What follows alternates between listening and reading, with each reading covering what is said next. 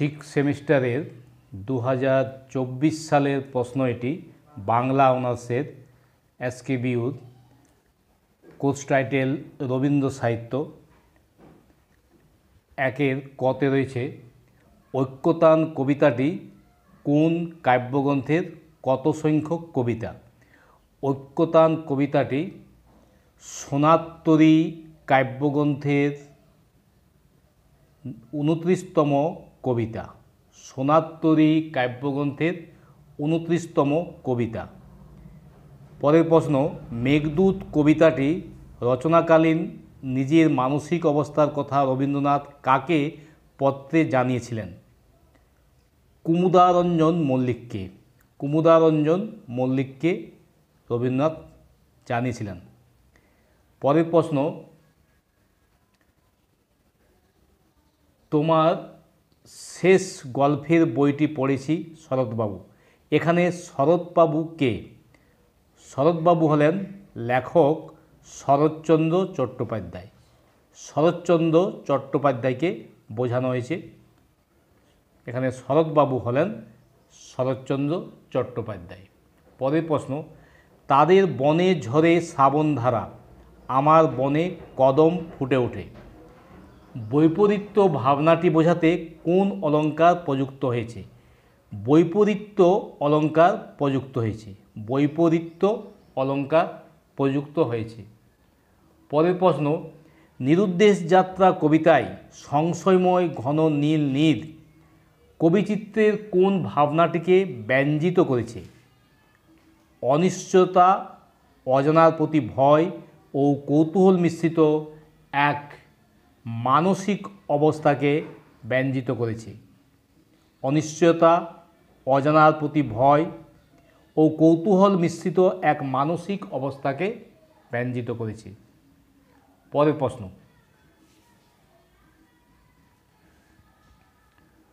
কবি কালিদাসের মেঘদূত কাব্য কোন ছন্দে রচিত? কবি কালিদাসের মেঘদূত কাব্য মন্দাক্রান্তা ছন্দে রচিত। পরের প্রশ্ন, আমানি খাবার গর্ত দেখো বিদ্যমান কোন কবির রচনা? মুকুন্দরাম চক্রবর্তীর রচনা। এটি ফুল্লরা বারমাস্য। কি উপলক্ষে রবীন্দ্রনাথ ঠাকুর রামায়ণ প্রবন্ধটি লিখেছেন? মানবিক ও নৈতিক মূল্য বিশ্লেষণের উদ্দেশ্যে। পাহাড়কে তিনি কথা কহিবার ভার দিয়াছিলেন, এখানে কার কথা বলা হয়েছে? এখানে সম্রাট অশোকের কথা বলা হয়েছে। আমরা আমাদের অন্তরের মধ্যে দুইটা অংশের অস্তিত্ব অনুভব করিতে পারি।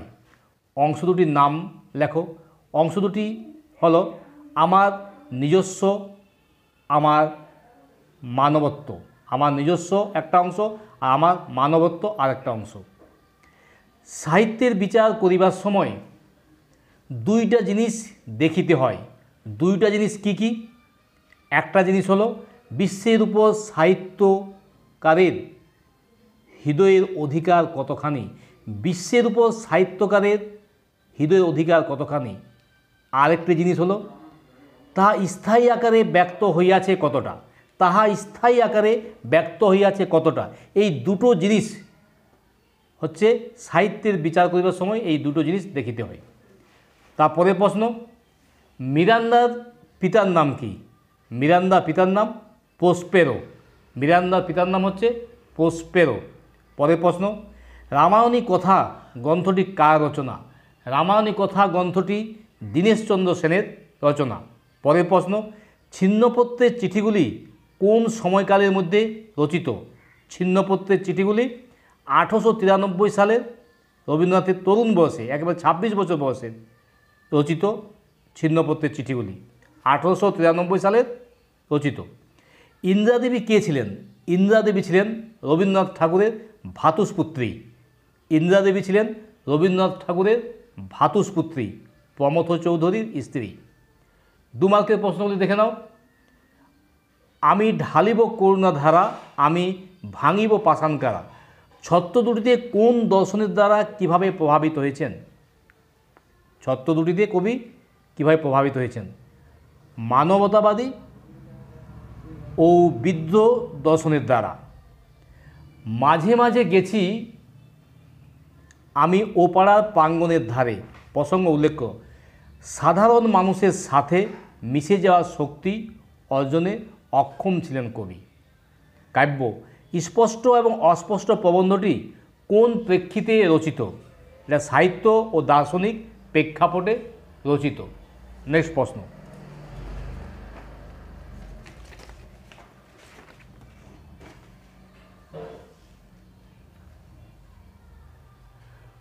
প্রাকৃত সত্যের সঙ্গে সাহিত্য সত্যের কীভাবে তফাৎ করেছেন রবীন্দ্রনাথ?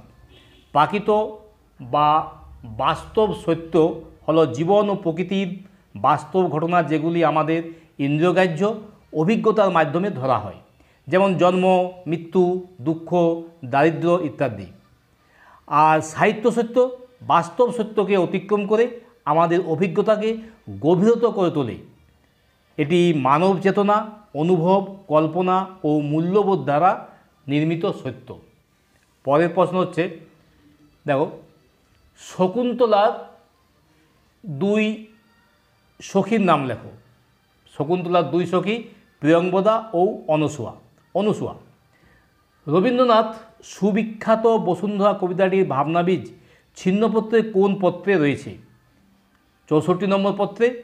পত্রটি কখন রচিত? 1892 সালে।